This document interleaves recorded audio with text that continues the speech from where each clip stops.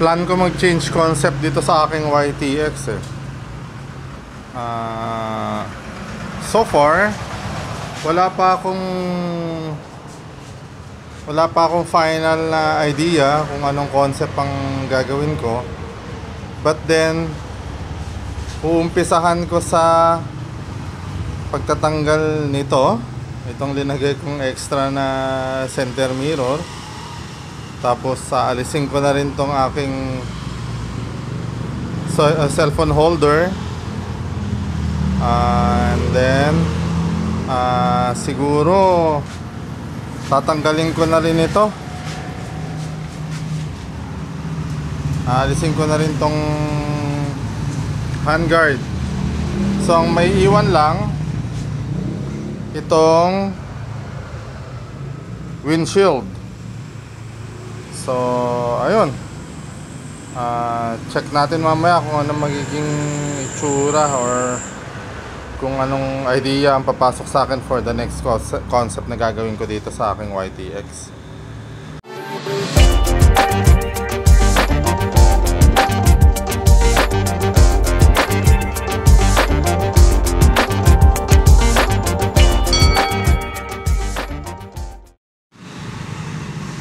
So ang tatanggalin natin dito,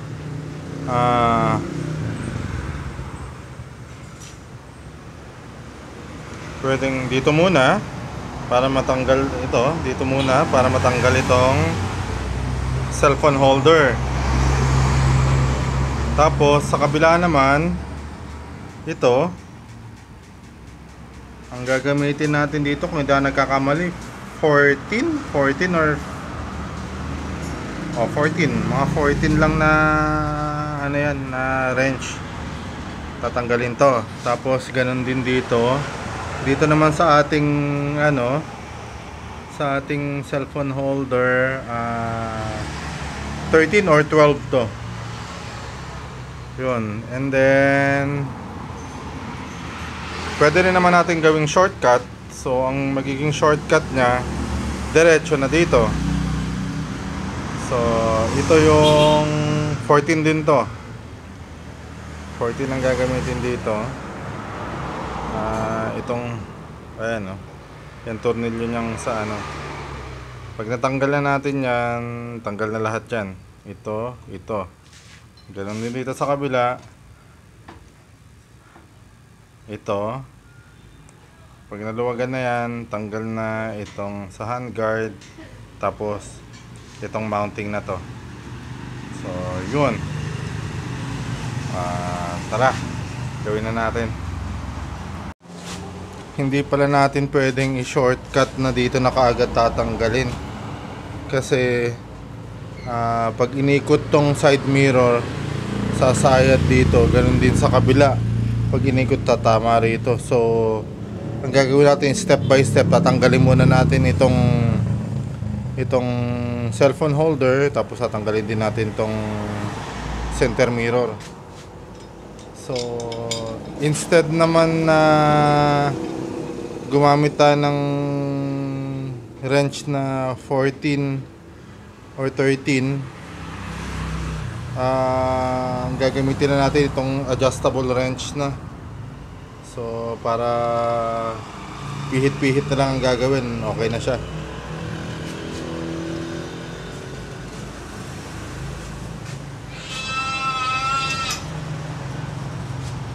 Alisin muna natin itong mga kaikikan na pinaglalagay ko.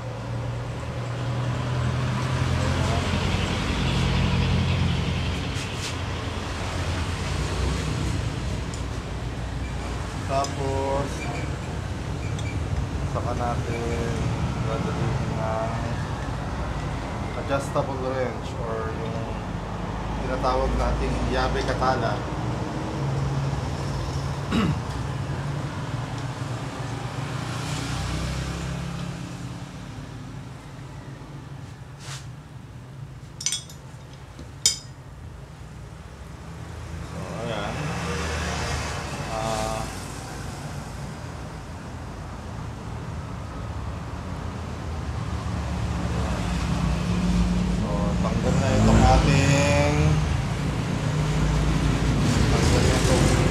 silicone powder.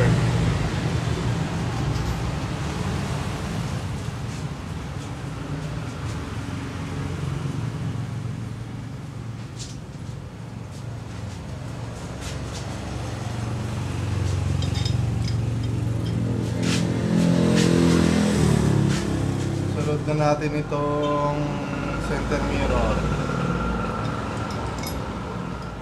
Tanggalin muna ulit natin itong kaik-ikan.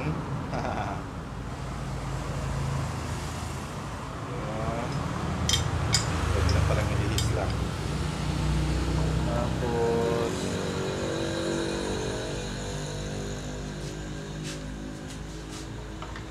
from this,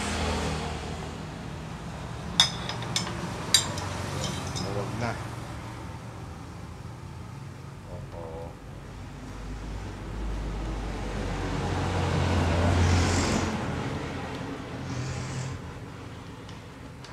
So, tanggal na yung center mirror.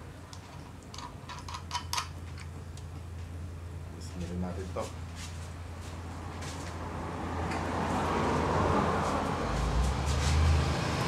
Then, pwede naman sanang diretso na to dito sa ilalim.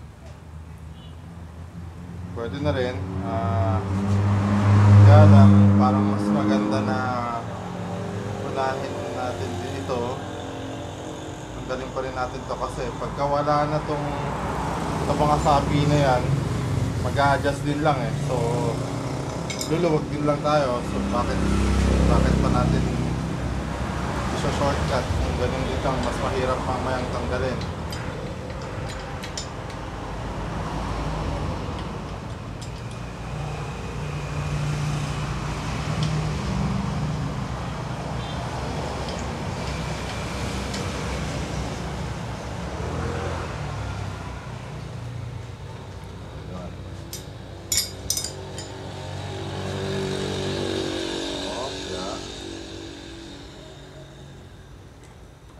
Na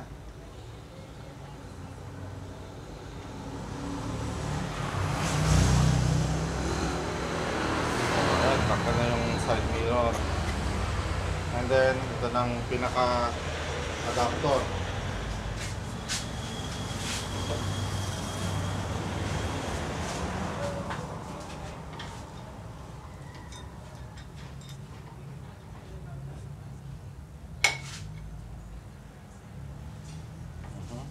Tigas ah. Okay, buti sumama agad. That's it. So, ayan, tanggal na.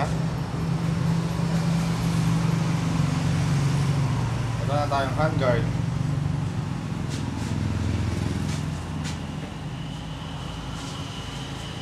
At syempre, since tinanggal natin yon, dapat ibabalik din natin to. Dahil importante ang meron tayong side mirror.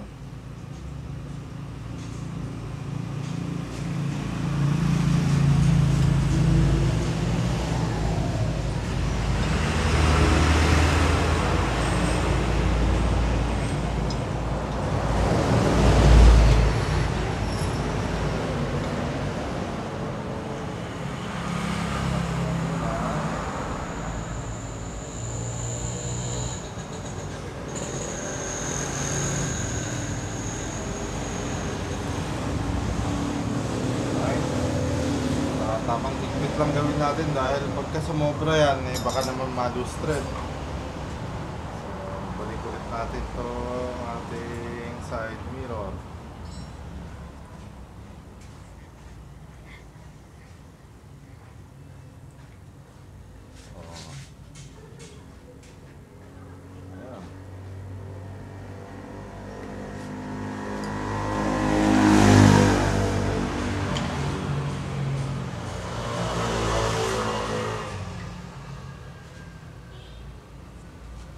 Bahala na kayo kung paano ang adjustment gagawin nyo dyan.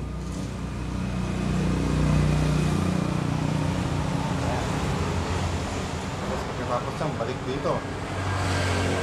Ako kasi medyo mabusisi ako pagdating dito eh. Kaya hindi ko muna hihigpitan ng gusto. At mag-adjust pa tayo mamaya. Alright, so ganyan lang muna. Then dito naman sa kabila ngayon.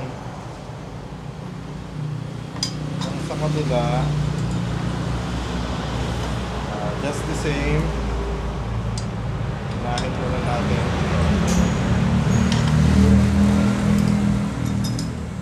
Tapos tatama dyan, so ibihis. Ayun. Tanggal na yung right side na side mirror.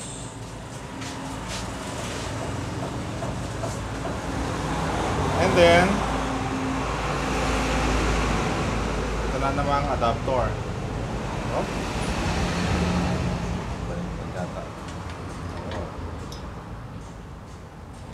Okay.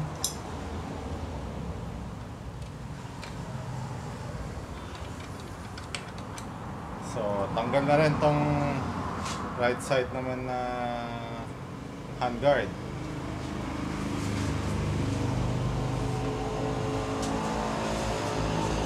Tapos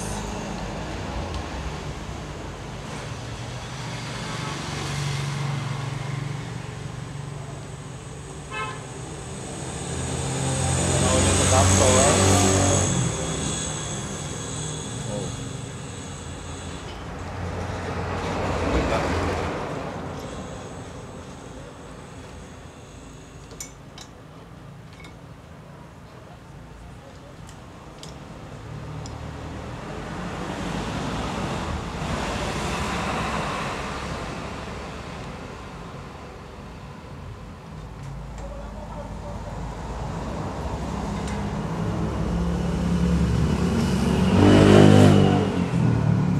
Lalay sa paghigpit, hindi kailangan mahigpit. Dahil pag na-loose thread, mas problema tayo. So, okay na siya. Then, balik natin ulit itong side mirror.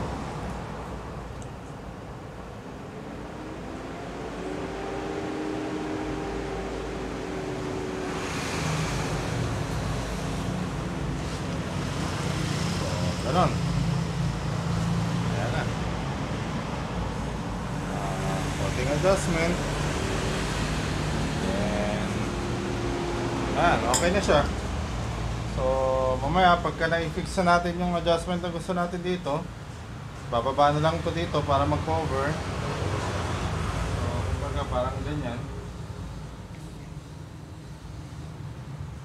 Para malinis tingnan. Ayan.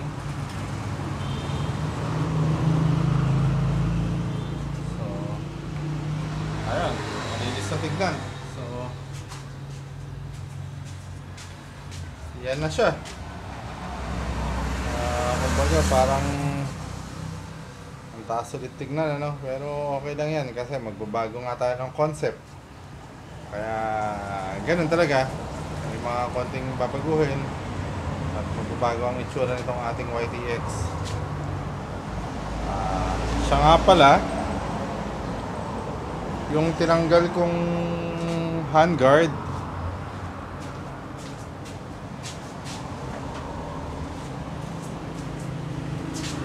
ito yung handguard na tinanggal ko. Ayan. Baka merong mga interesado sa mga nanonood, pwede ko itong i-dispose. Pag-usapan na lang natin kung paanong magiging presyohan. Pero dati ko na lang sasabihin sa inyo, medyo may konting lamat na rin to.